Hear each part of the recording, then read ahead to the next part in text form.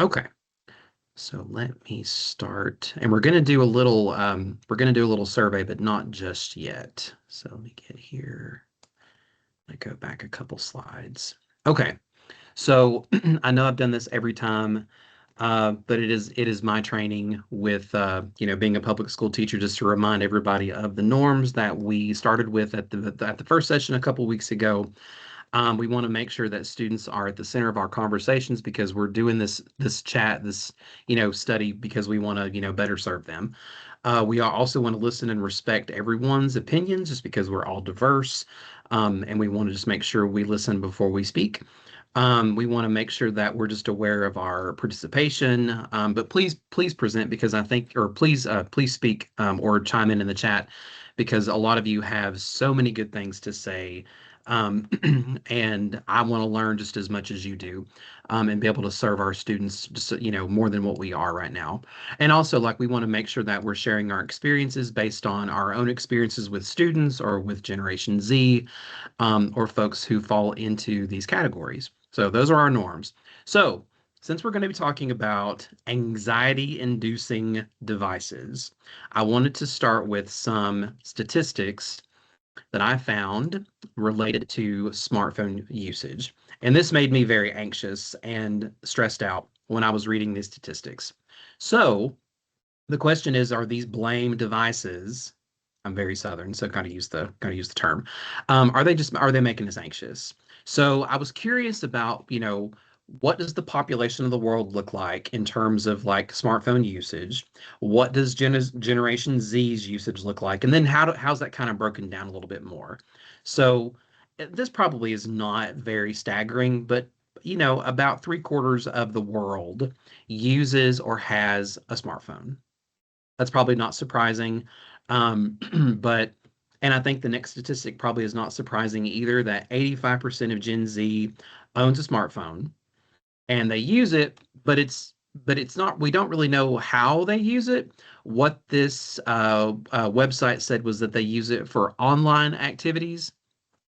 Not sure exactly what that is. It was kind of vague, but who knows? We're going to get into that a little bit later. So, take from that what you will.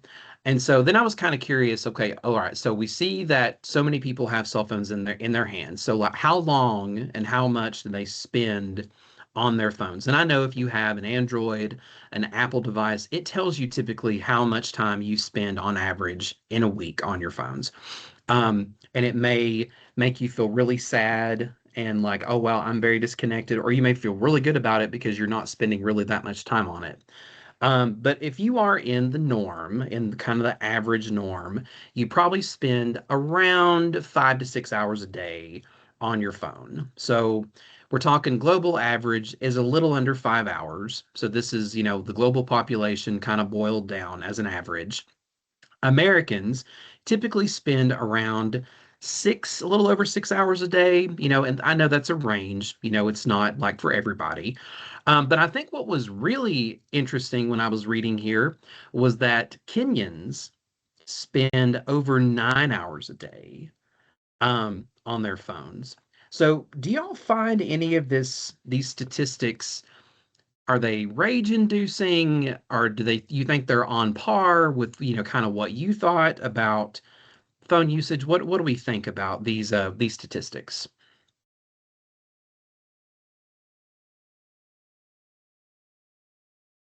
I mean, I think they're a little surprising, but like Tab mentioned in the chat, if you're including like times that people are using them for like communication, especially like if people are using them in business, and it Mhm. not, I mean that, if somebody's spending 9 hours a day on their phone, they're not doing it just sitting there doom scrolling. They're using that for work or some kind of essential communication or essential features. I think Um, you're right. Yeah, I don't think the statistics, kind of distinguish between what's personal usage versus what's not. I think it's just an average. Yeah. yeah. So I think you're right, Charles. I think it's, So if you have to be connected, for your job, you're probably going to be on your phone more than maybe some other person who's not. yeah, like my phone, if I were to pull my screen usage up, it would be very low. But I have way more screen time than that would indicate, on a daily Sure. basis. Yeah. Tab, what were you going to say? I remember when the phones first pre-COVID and a little bit after the COVID, or should I say now, when we would be in church or whatever, and you would see kids with phones, first thing come to the adult mind is children are playing on their phone. But many of them was actually using their phone for, the Bible app and so forth. So you end up with prejudgmental thoughts because even when you see adults pull out their phone now, they're using it for the Bible or to take notes and so forth because the phone has its perks and it has its negative parts to it as well. But I think a lot of it is based on that individual because it can be beneficial and then it can also be an overuse because you'll see a lot of young folk. Well, I'm not even gonna say young. You'll see a lot of people that just use it for whatever their reasoning is, maybe a game or maybe whatever, Mhm. instead of, educational growth or research or whatever the scenarios may be. But how much time is too much time? We know it's not good for the eyes, but at the same time, it's a plus and a negative for any of it. Yeah, and you almost can't, especially if you work remotely, if you have the ability to work remotely, sometimes having that device kind of just to send a quick email, uh, when the computer maybe isn't like readily accessible, is nice. So if you go to lunch and use like, oh yeah, I forgot to send this email, it is kind of nice to have it. So there, like you said, there are perks and drawbacks. I remember when I worked for Hamilton County Schools, when I was first hired in 2018, I got their email app. I think it was Outlook. I think they used Outlook on my phone. And within an hour, I took it off. I'm like, I do not want, I do not want to be disconnected. So like, we get, at Chat State, we get, faculty emails, we get student emails, from different places all over campus. And sometimes, you're bombarded with messages. And so, but I mean, it's all in how we manage it, right? All right. So I was curious. And this is not to call anybody out, but I'm going to put a survey link. I think you're right. The boundary, you have to establish those boundaries. You got to know when to quit. So I'm gonna put a link in the chat. And this link is a survey. Okay. And what I want you to do in the survey, it's very brief. It's a 2-question survey. So I want you to tell me, just based on like your use of the phone, what are you looking at? So like in the first place, like what is the primary thing that you look at when you're on your phone? And this could be for business, this could be for pleasure. You share whatever you want to. Also, this is anonymous, so I'm not going to see names. The second question is like, what do you look at secondarily? So, share the things that you are looking at. So like, for example, it could be, I really like reels of cats. Okay, great. If it's, I look at, you know, like clean your house TikToks. Okay, great. So I'm just curious what you all are checking out when you're using your phone. So here's the survey. So just take a minute to fill out the survey, and then I'll look at the results here in just a second, and I'll share those results with you. And like I said, they are completely anonymous. So all right. So while you're filling out the survey, I wanted to show you all this news story that I found. It's from ABC, and let me just go ahead and share again so you all can see it. It's from ABC, and I think I can get it to play on here. Maybe I might have to go find it. But it's a news story from ABC about screen time limits. And uh, do screen time limits, help, harm, and how should we kind of, handle that in terms of, if we have young children who are, using, phones on the daily, which like I said, is, mostly Haidt's research. He doesn't really focus on post grad stuff. So here's the video.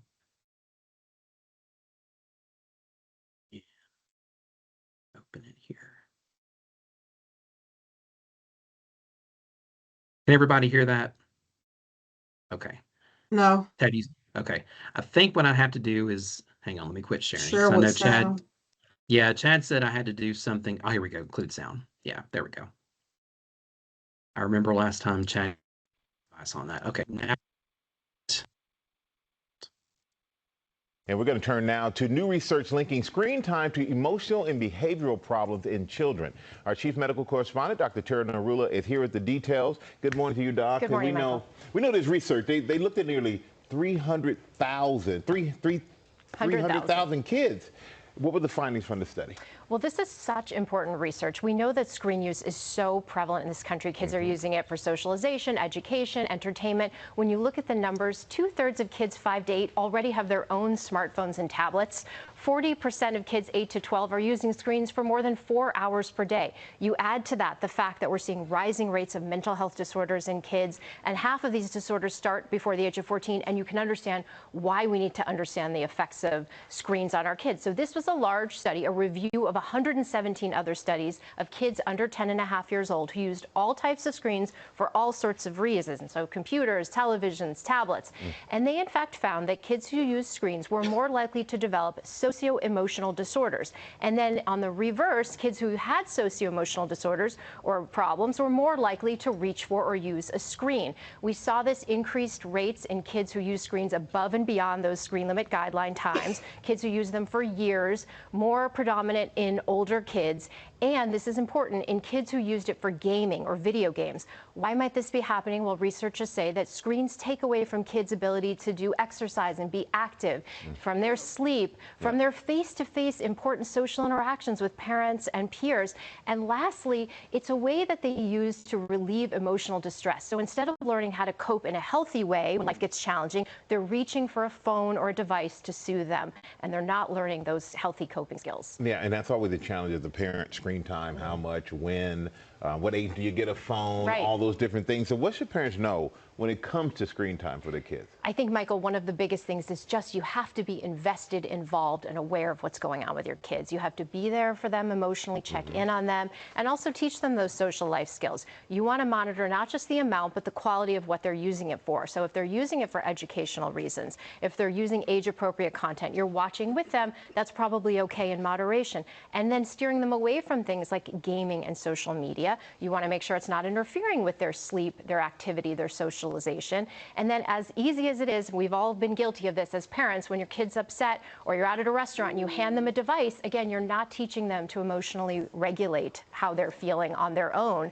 And it's okay to say no and set limits and boundaries, and do it in a non-controlling way as a parent if you can. Well, as you see, Shay, I knew better than to act up in a restaurant. We've all been guilty of it. Yeah. Thank you. Okay, I'm gonna go ahead and pop that that video in the chat just in case you want it for yourself. Quick, so I can give you the video. So I mean, you can see that this news story aired just in January. So even it's a more recent bit of research because Height's book came out, I think it was last year. Um, so does anything surprise you about what this researcher found in terms of, screen time and how much we're spending on screens, especially kids? Tab No. shaking her head like, nah. No, because I was just talking to someone the other day, and they were talking about their 5-year-old knows how to use a phone, the electronics, better than us. I have a 3-year-old great niece, and she knows how to operate an iPad and uses it well. And my thing is, that's fine and dandy, but where is the basic learning things, when it comes to, and at 3, she knows her ABCs, but can kids actually function without these electronics? You know, do you know how to go old school and use a calculator when it's time to pull up a calculator? Can you pull out a dictionary and open it up, or do you even know what an encyclopedia is? Because they're not exposed to these other things because, oh, it's right here. Let me type this in. Okay, that's fine. But when that battery die, how do you manage? are you gonna spaz out, or do you have an alternative way of learning instead of when she was mentioning about how the kids act up in the restaurant? I know not to. My kids and my grandkids know not to because they know what I will and what I won't tolerate. But whereas somebody else might pacify it and say, here's an electronic, I need you to be quiet for now. No, we're not doing that. And I kind of wonder, to your point, Tab, I kind of wonder when that started. When parents, grandparents, aunts, uncles, whoever started putting devices in kids' hands to like make them be quiet. Um, I'm kind of curious about that and like when that got started and, if an adult who gives a kid like a Mhm. device or a tablet, it kind of makes you wonder, do they understand like maybe, what they're doing, to their, whoever they're giving it to. Um, or do we care as long as the kid is quiet? Yeah, I but don't what are know. they looking at? That's a good Are you question. even monitoring that? Well, I got Yeah. it. I got the parental locks on here. These kids are smart. They even know your password, so they didn't change it. They're on their order Amazon. But yet Yeah. you say you have a lock or you have password, settings. Yep. Do y'all want to see what you all look at? Because I know you asked the question. Do you want to see? The results are in. Of course, yeah. I think everybody's finished. And like I said, this is all anonymous, so nobody's going to get called out. Okay. So we've got info and reading. So if you have like a Kindle app on your phone, I'm assuming YouTube. I'm a big YouTuber. Love to watch YouTube videos. We got Apple Weather. Yeah, probably one of the first things I look at. Memes and TikToks, social media. Somebody says they play chess. Emails is a big one. Looks like that was from three people. YouTube is from two. So it looks like it's kind of, wide ranging, Hmm. here. So it's not just for pleasure or fun, but it looks like most of it is more for fun, for pleasure. And so in terms of second responses, we've got Yahtzee, love Yahtzee. We're talking about recipes, maybe like GPS, looking at Facebook or some sort of social media. We're looking at, business hours of maybe restaurants or, places that we're going to visit. Someone says sitcoms. I'm curious what sitcoms. Maybe you're watching Friends. I hope you are. It's a great, great show. Um, so it's sort of just wide ranging, you know, as to, what we're looking at, you know, and also like if we're looking at this, and we're all adults here, so we kind of understand like how much time we're spending on a device. But, are we helping, children, especially young children, which is what Height's research is about? Are we helping them, kind of like establish those boundaries, like Tab said? Or are we just kind of like handing them the phones without any kind of limitations? But like you said, Tab, kids can be pretty smart and they can, see things that maybe they're not quite ready to see yet, you know. So here's what Haidt says kids are looking at, okay, just based on his research. Okay, and all this stuff is scattered, throughout this text. So we've got images appears in friends. So this is typically like on social media. We're also looking at metrics. So, like, how many likes did my content get? How many likes or loves or, who reacted to what I did on TikTok or Instagram? Um, Unsurprising, we're looking at idols of beauty, like comparing ourselves to someone else, and what their body looks like, what their makeup looks like, how often they're popping up, in our feed. And we talked about this last time, that algorithm driven content. Even if you linger for too long on a certain kind of video, that's what you're going to get until you decide to reset your algorithm.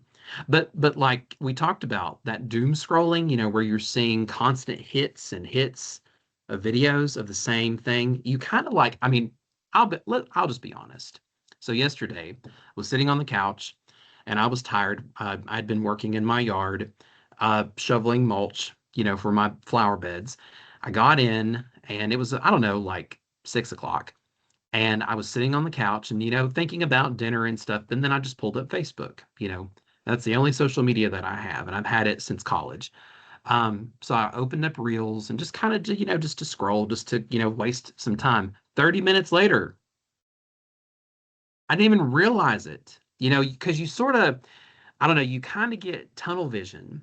You don't really even think about what you're doing. And it's unusual for my wife and I to like sit next to each other, because we do, and not speak for half an hour, because she was doing something and I was doing something, and it is wild, it was wild. And so I think we fall prey to this stuff too. We think that kids are the only ones that do it, but we do too. And sometimes we don't model probably the best behavior when it comes to our phones, because sometimes we don't have boundaries. Try as we might, we don't have those boundaries. I think one thing that was sort of troubling in the things that Haidt is talking about in this, this slide, was like trends. So when I was teaching at Central High School, this was in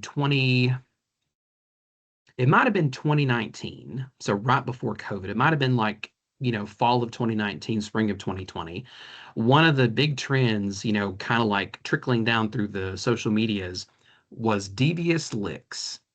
And so I don't know if y'all know what that is or heard of devious licks, but essentially it was students either stealing, yeah, somebody's laughing, stealing stuff out of the teacher's classroom, like small stuff or big stuff, or hitting a teacher, like without them seeing it. So like someone would come up behind you and like punch you in the back of the head and run. Um, so that was a pretty prevalent, trend for about, I don't know, like I'd say like a couple months. And so I told one of my classes, that was one of my great classes. I said, don't ever touch me. Like you don't want this, because I will defend myself, and that wasn't a threat. That was just, you need to be really careful, because like if you get on this trend, and it was also a good conversation, if you get on this trend and do this thing that seems to be popular or funny or amusing, you really could get in trouble. And I mean, it got to a level at the school that I was working at, that the principal had to say something like in an assembly, like, you can't do this, and here's why you can't. This seems like it's funny, on Snap, you're sending videos on Snapchat or whatever of you doing this stuff, but like you're destroying property, or you're stealing things that don't belong to you. So, and as a kid, you don't think about the repercussions of, what that entails, because your brain isn't done, developing, and that was a conversation too. It's like, well, a lot of what you do is impulsive, because, your brain is not finished growing. And the students were like, I didn't even think about that. And I'm just like, yes, because you're 17. You don't know. But now you do. But now you do. I think some other things that are in this list, extreme viewpoints, maybe just things that kids are just not ready to think about, like, and I'm not even talking about like politics, but just like maybe exposure to things that are sensitive, that have sensitive material in them, and not necessarily adult sensitive stuff, but just um, maybe violent language that they are just not ready to see. I mean, of course, is anybody ready to see that kind of language? Um, but like it could influence, what they say, what they do.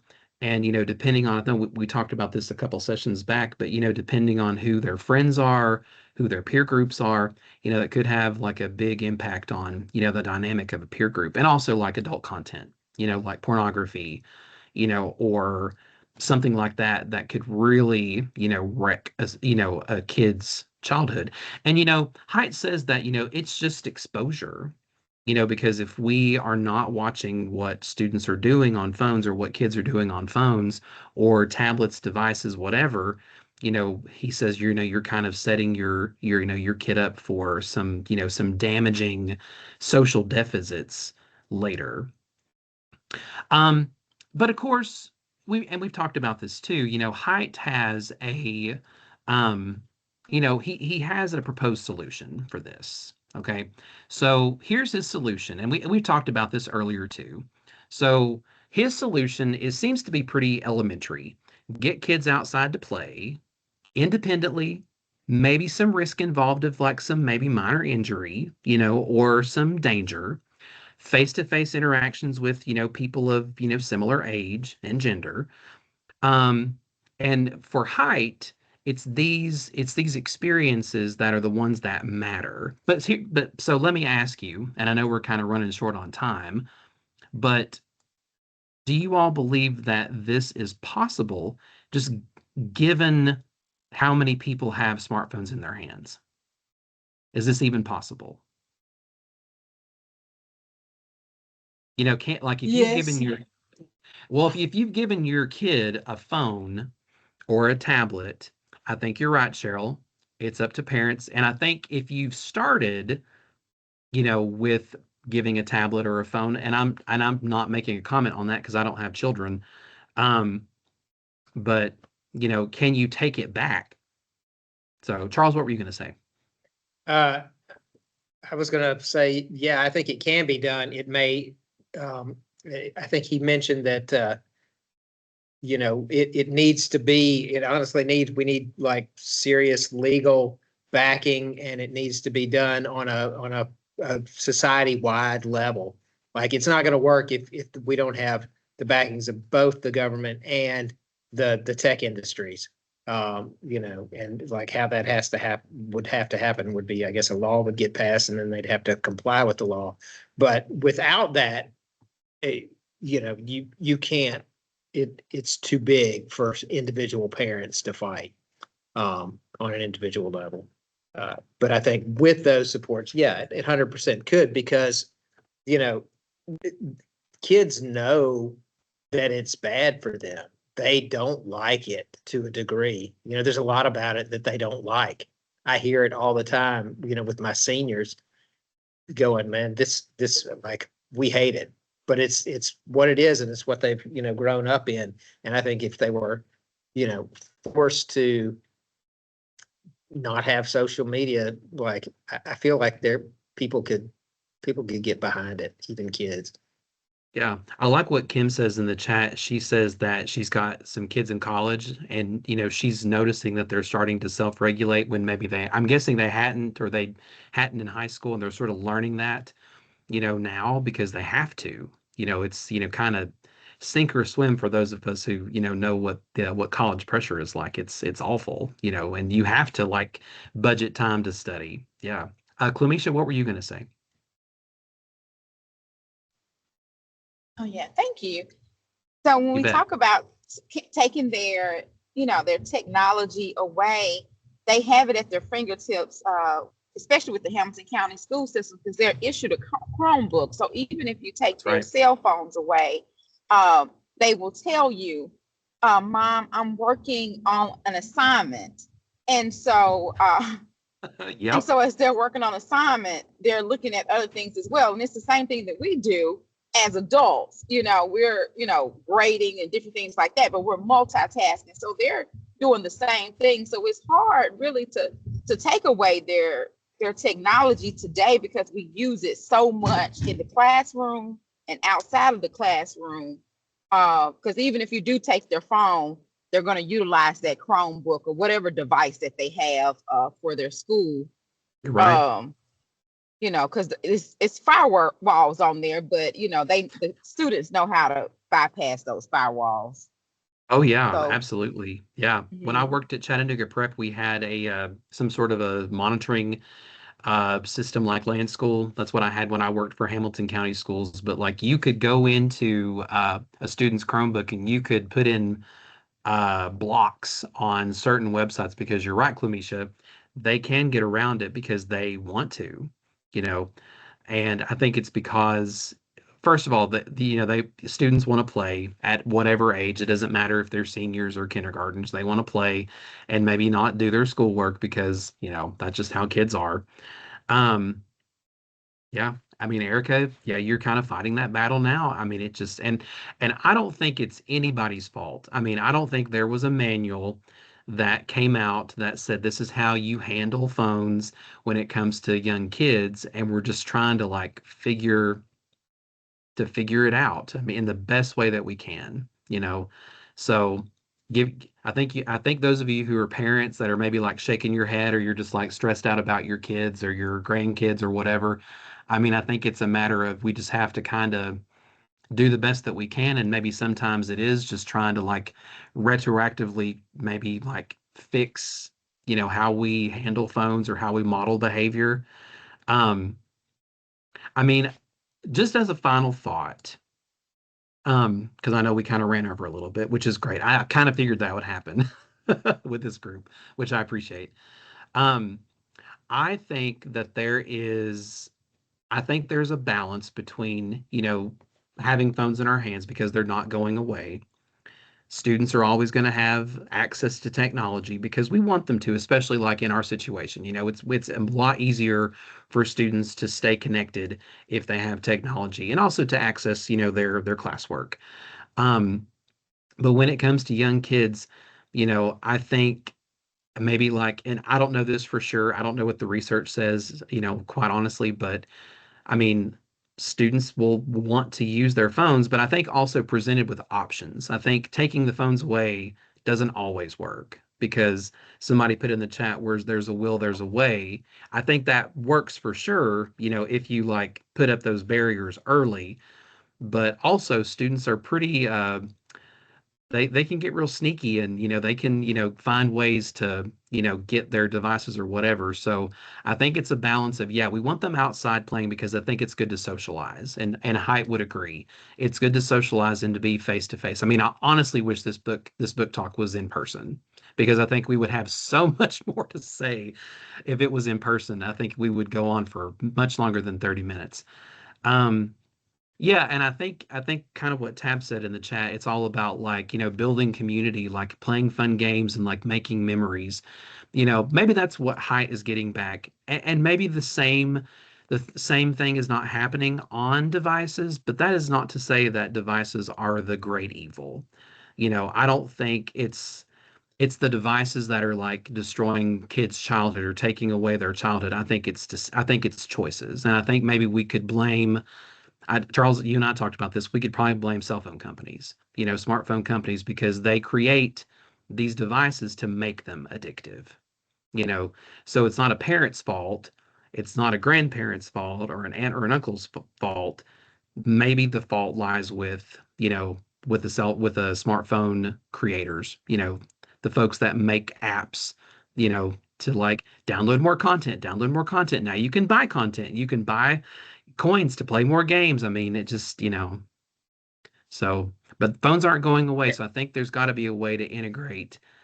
Yeah, maybe you're right, Cheryl. I mean, I could be totally wrong, but maybe there will be a wake up call. Maybe with enough research and enough like backing, like Charles was saying about, maybe some federal regulations coming down about cell phones. I mean, yeah, I Or think you're social right too, media in Kim. particular. Yeah. Oh yeah, it's a shared responsibility, like Kim said. Absolutely, yeah. I think everybody has to do their part, and I know you all have been watching the news about like Meta, being lambasted for what they're doing and the content that they're allowing to be listed. I was talking to somebody, I don't know if it was at work, but somebody was talking about reporting some content that was not appropriate for Instagram or Facebook, and the content kept showing up. So until like, as Charles was saying, social media has to be culpable for what they're allowing to be on their platforms. It can't just be a parent putting in parental controls. I think that's part of it. But also like these companies, also have to like do their part. And I don't know that they want to at this point. They're making a lot of money, and they're able to influence the people who make the laws to Yep. not hamstring them. I mean, that's Mhm. Yep. So That's probably maybe it's a part of it, but also that's a very slippery slope when you start censoring content. It's a very slippery slope. oh sure. And the last yeah. thing I would want is the government or tech giants controlling my kids' devices. It's not their responsibility. It's parents' responsibility to parent their kids. I mean, my kids, if they're on the device, I just take it away. And I'm like, go outside, kick them out the door, or whatever. But it's not the responsibility of the government or the tech giants to be doing these devices. It's the parents' responsibility. I mean, ultimately, that's really what it is, what it comes down And to. yeah, I agree with you. I think maybe like if there's sensitive content being put on social media that doesn't meet Meta's guidelines, I think that's what I'm more talking about. So it's not like everything, but I think it was like content that was, against Meta's policies, that they were allowing to stay on their platform. And like I said, I'm getting this secondhand, so I don't know exactly what that stuff was. But yeah, I think you're right. And just like Kim was saying, it's shared responsibility. It can't just be one person doing it all. It's got to be all of us trying to like support our kids the best way that we can. So, okay. Thank you for a robust conversation. I know we are all very busy, so we've gone over just a little bit. The last session is next week on Monday. So thank you so much for chiming in and giving all your information. And like I said, you've got access to the PowerPoint and the video that I shared. Jeremy, did you have a question? Your hand was raised. No, I just hit the wrong button. Sorry. Oh, okay. Okay. No problem. No problem. Also, I think Tabs put a few things in there too and some other folks. So yeah, please grab all the material that you want because it may be germane to what you're doing in your classes, or in your line of work, at the college. But again, thank you so much for your participation and I look forward to our final session. Yeah, Tab. I want to say something right quick before we jump off. That link that I just dropped about don't let technology raise your child. If you think about it, most kids are mimicking what they see because parents are so electronic focused, or I got to work, or I need to complete this task.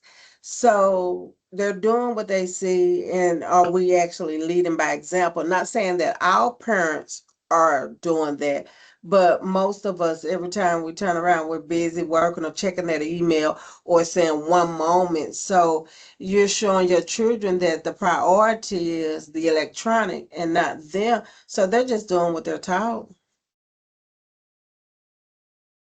So it goes back to boundaries and, pacing ourselves and making sure that, hey, during these hours, no electronics unless it's a TV. We're watching a family movie. Switch it up.